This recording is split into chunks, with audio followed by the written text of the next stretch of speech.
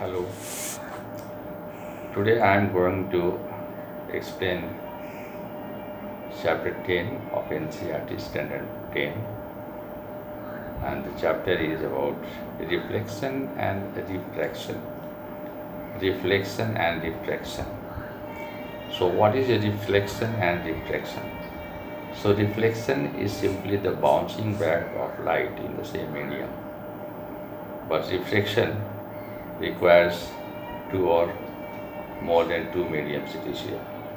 When light passes from air to water or water to glass, that is called refraction. In case of reflection, the light changes its path. But in case of reflection, the light simply bounces back in the same medium. Okay, suppose if the light is going into air and it comes into air, so that is called reflection. So refraction is different from reflection. Okay. Now, spherical mirrors. So mirrors can be plane mirror or spherical mirrors. Plane mirrors that we do have at your home for looking our face, and spherical mirrors are usually used for different purposes, like in vehicles. Okay, in some other, like in also in some instruments, spherical mirrors. So spherical mirrors are supposed to be cut from a sphere. A sphere. A sphere is round, no? It is round. It is a, so it's just like a ball is a sphere. So a spherical mirrors is supposed to be cut from a sphere, and when it can be a concave mirror or a convex mirror. Concave mirror or convex mirror, that depends, okay, on which part, inside or outside, has been polished is here. If the outside of the sphere is polished, outside the sphere is polished, in that case that is a concave mirror. If the inside is okay polished and outside is a reflecting surface, then that is a convex mirror. So mirror is cut from a sphere. So it can be a spherical mirror, it can be a concave mirror or a convex mirror. That depends on okay. So which portion of the mirror, inside or outside, is polished. Now the principal axis. So principal axis is an imaginary line that passes to the center of the mirror. Okay, center of the mirror. It's okay, and the focus. What is the focus? First, let me tell you.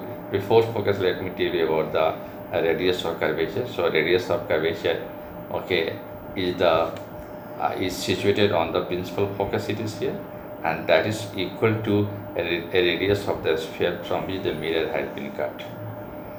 Okay, radius of curvature is the distance, okay, from the sphere, from the center of the sphere, okay, to the sphere. It is here.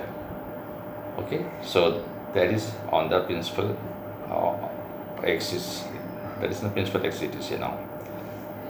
And focus is is the center of radius of curvature, and you can say the pole. It is a pole. So where the pole is the center of the mirror. It's called the pole. Okay. So this radius of curvature is a line that joins the center of the sphere to the pole. It's okay. Yes. So now, next about the kind of images formed by this convex or concave mirror. So concave mirror forms real images, but in one case it also forms virtual images. What is real images? Real images are images that can be obtained on a screen, but the virtual images are the images that cannot be obtained on a screen. Virtual images, you cannot get it on a screen, just like the image formed by the plane mirror. Okay, we see that the image is formed behind the mirror here, but if you put a screen there, you won't get the image it is. So that is virtual, the plane mirror on, okay, that in which we okay, we see our face. Okay, so in all the cases, okay, in a concave mirror, in not all the cases, but in one case the concave mirror forms a virtual image, and in other cases it forms a real image. So what are the cases here now? Suppose if a ray of beam is coming from the infinity, and then it will form its image on the focus of the concave mirror. Okay, if the beam is in between the is beyond the C means the center of curvature, then it will form in between focus and the pole of the mirror it is. Okay, if it is at the center of curvature, if the object is at the center of curvature, then it will form, the image will form at the center of curvature. If the object is in between the focus and the center of curvature, then it will form beyond C. It is beyond C. Okay, beyond C means beyond the center of curvature. And if the object is on the focus, the image will be formed at the infinity.